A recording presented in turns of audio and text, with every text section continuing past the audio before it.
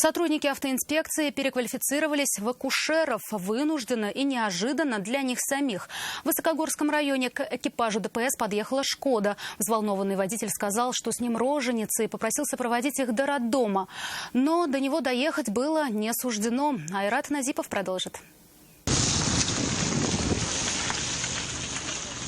Здравствуйте. О, вы ехать хотите или помощь нужна? Сопроводить «Шкоду» до больницы было единственным решением. Торопящийся водитель может быть опасен и для себя, и для окружающих, тем более впереди 50 километров. Проехали почти полпути, когда у женщины начались схватки. Роддомом стал автомобиль. Что делать, автоинспекторы вроде бы знали. Теоретически. Практического опыта, признаются, не было. В учебном центре у нас были курсы, этому отводились часы.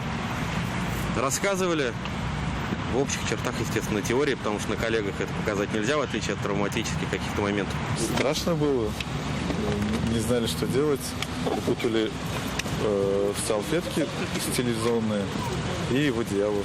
Осложнений не возникло, роды прошли успешно. И, дождавшись скорую помощь, полицейские передали в руки медиков и роженицу, и здоровую малышку. Девочку назвали Илиной. Спустя 2 дня сотрудники ГИБДД и уже мама Анжелика встретились в роддоме в более спокойной и радостной обстановке. Поздравляю с рождением ребенка.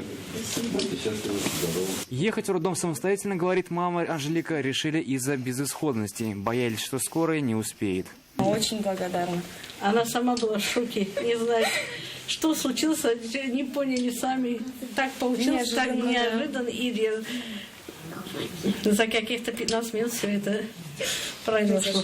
Большое, огромное спасибо. Теперь Айдар Нигматдянов и Андрей Гайбишев признаются, женщины – желанные гости в семье Сахибуллиных.